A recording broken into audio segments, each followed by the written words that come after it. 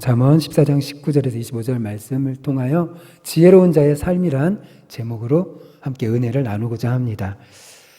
먼저 19절을 보면 악인은 선인 앞에 엎드리고 불의한 자는 의인의 문에 엎드리느니라 라고 말씀합니다.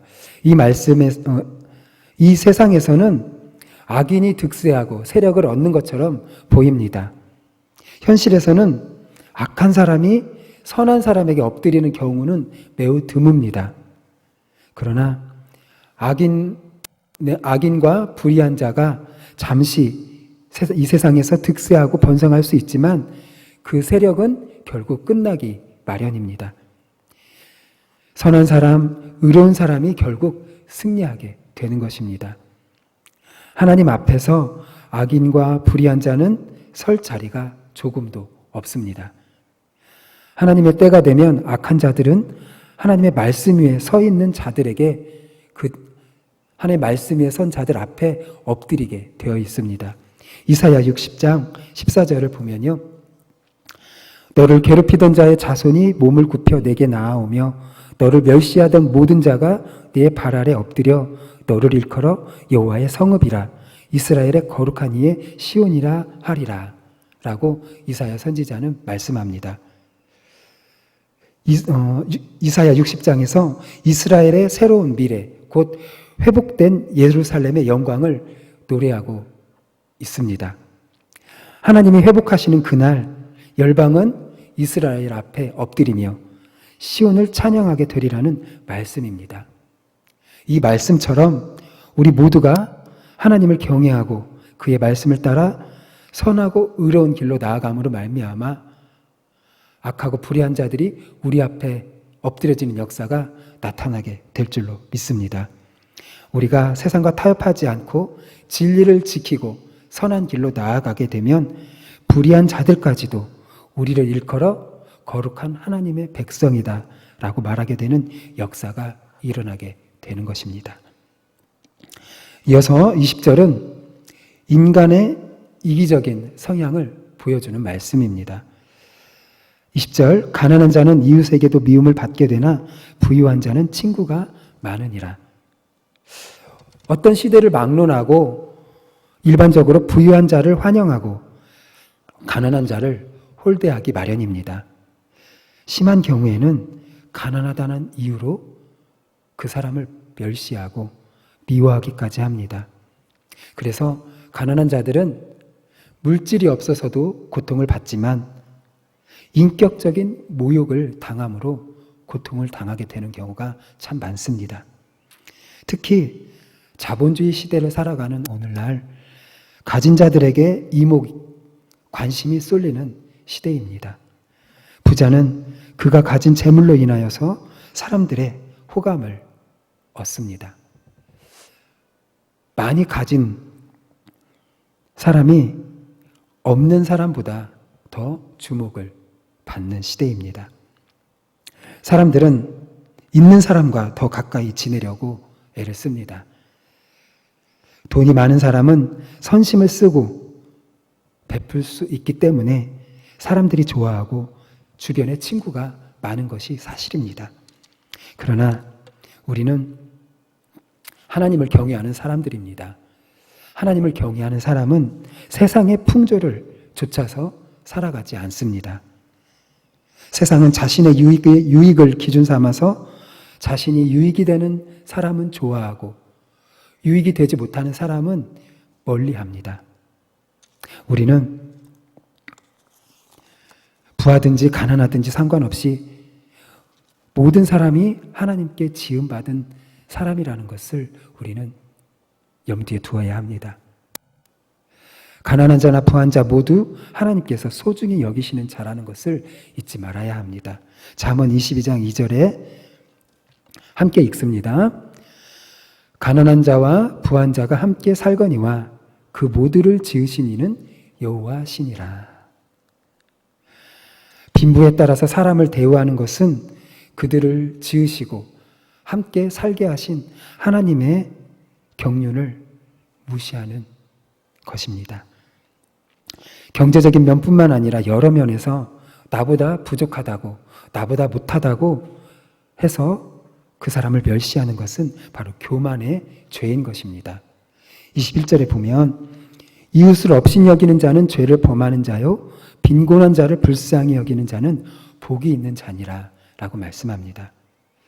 가난한 자를 돕지는 못할 망정 업신 여기는 것이 바로 죄인 것입니다. 가난하고 사회적으로 약한 사람은 하나님이 우리에게 섬기고 돌보라고 보내신 사람이라는 것을 우리는 기억해야 합니다. 따라서 야고보서 2장 3, 4절에 이렇게 이야기합니다. 너희가 아름다운 옷을 입은 자를 눈여겨보고 말하되 여기 좋은 자리에 앉으소서 하고 또 가난한 자에게 말하되 너는 거기 서 있든지 내 발등상 아래 앉으라 하면 너희끼리 서로 차별하며 악한 생각으로 판단하는 자가 되는 것이 아니냐. 또 9절에 보면 만일 너희가 사람을 차별하여 대하면 죄를 짓는 것이니 율법이 너희를 범법자로 정죄하리라 라고 말씀합니다.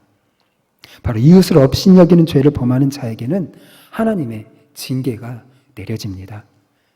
하지만 빈곤한 자를 불쌍히 여기는 자는 하나님께 복을 얻습니다. 가난한 자는 무시의 대상이 아니라 섬김과 돌봄의 대상입니다. 이 일을 위해서 우리의 재물이 쓰여져야 합니다. 우리의 재물이 쓰여지면 가난한 자들이 위로와 힘을 얻고 하나님이 기뻐하실 것입니다. 가난한 자를 불쌍히 여기고 돕는 것이 지혜입니다. 왜냐하면 하나님은 이를 근거로 해서 우리에게 은혜와 긍휼을 풍성히 베풀어 주시기 때문입니다. 우리가 다른 사람을 대하는 태도에 따라서 하나님이 우리에게 대하시는 모습도 달라지는 것입니다. 우리는 이 사실을 기억하며 가난하고 연약한 자들을 멀리하지 말고 오히려 돕는 데 힘을 쓰는 우리가 되어야 합니다. 섬김으로 세상을 향한 책임과 의무를 실천하는 우리 교회와 모든 성도들이 되어야 할 것입니다. 22절에는 악을 계획하는 자와 선을 계획하는 자를 서로 대조하고 있습니다. 22절 악을 도모하는 자는 잘못 가는 것이 아니냐 선을 도모하는 자에게는 인자와 진리가 있으리라. 여기서 도모하다는 말은 무엇을 이루려고 계획하고 힘쓴다는 의미를 갖고 있습니다. 아울러서 밭을 갈다, 일구다 라는 뜻도 가지고 있습니다. 바로 악한 음모를 일구는 자는 제대로 결실을, 수확을 거둘 수가 없습니다. 그 생각과 계획이 이룰수록 점점 더 그릇된 길로 빠지게 됩니다. 그러나 선을 일군다, 선을 도모한다 라는 것은 하나님의 뜻을 생각하고 그 뜻을 이루기 위해 대책을 세우고 방법을 찾는 것입니다. 이렇게 선을 일구어 가는 자는 하나님의 인자와 진리를 얻게 됩니다. 바로 인자와 진리는 하나님의 성품을 일컬을 때 자주 사용되는 단어입니다. 그러므로 선을 추구하는 자들은 하나님의 지지와 관심과 보호를 받게 됩니다. 바로 우리가 하나님의 뜻을 구하고 거기에 온 힘을 다할 때 바로 우리 삶 가운데 하나님의 인자와 진리가 드러나게 되는 것입니다. 23절을 보면 모든 수고에는 이익이 있어도 입술의 말은 궁핍을 이룰 뿐이니라. 바로 모든 수고에는 나름대로의 결실이 주어집니다. 하지만 말에 있어서는 예외입니다. 말은 많이 하면 할수록 얻는 것보다는 잃는 것이 훨씬 더 많습니다. 따라서 일이나 노력은 하지 않고 말만 앞세운다면, 말만 늘어놓는다면 우리는 궁핍에서 벗어날 길이 없습니다. 말만으로는 열매를 거둘 수가 없고 반드시 수고가 뒤따라야 합니다. 어리석은 사람은 입으로만 말하지만 지혜로운 사람은 힘을 다해 노력하고 일합니다. 우리는 입으로는 얼마든지 헌신할 수 있습니다. 10마디, 100마디 말을 말로 할 수 있습니다. 그러나 우리는 입술로만 헌신하는 것이 아니라 나의 몸과 마음과 재능을 통해서 헌신을 해야 하는 것입니다. 지혜로운 자는 재물을 의지하지 않습니다. 재물로 사람을 함부로 판단하거나 업신여기지 않습니다. 참다운 지혜는 하나님의 성품인 인자와 진리를 품고 가난한 자를 불쌍히 여기며 그들을 섬기고 돕습니다. 이런 마음을 가지고 있기에 지혜 있는 자에게 있어 그의 재물은 면류관이 되지만 어리석은 자에게 있어서 그의 재물은 미련한 것이 된다고 말씀합니다.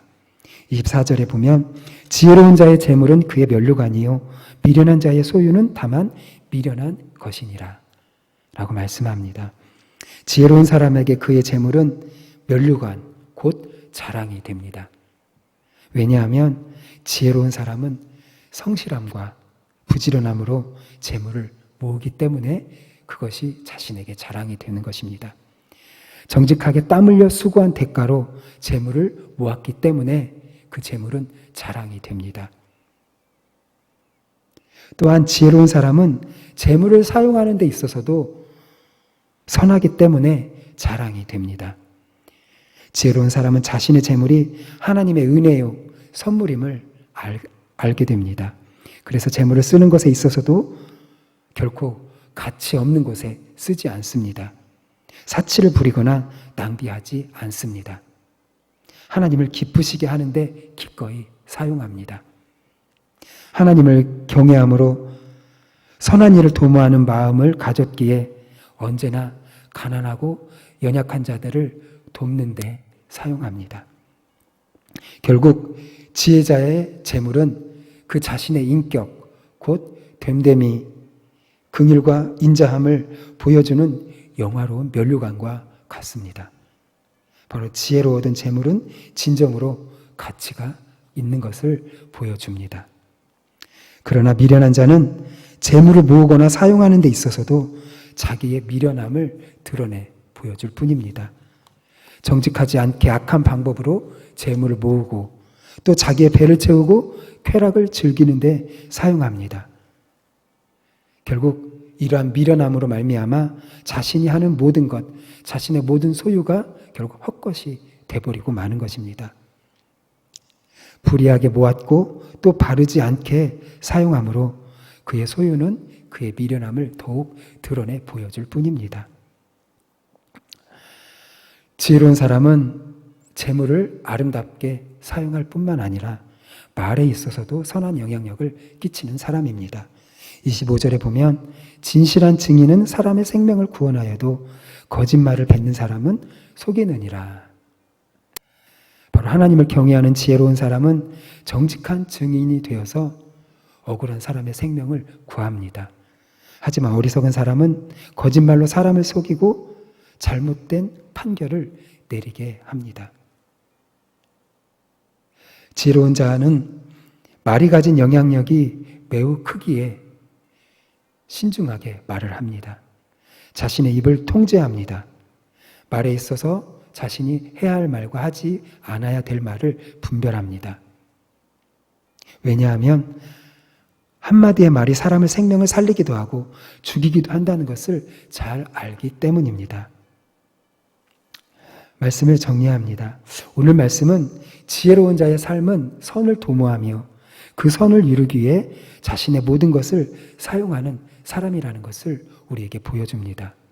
바로 선이란 하나님의 뜻에 맞추는 삶을 말합니다. 그래서 지혜자는 하나님의 뜻을 이루기 위해 자신의 재물을 가난하고 연약한 자들에게 흘려보냅니다. 그리고 어느 생활에서도 다른 사람을 살리는 말을 합니다.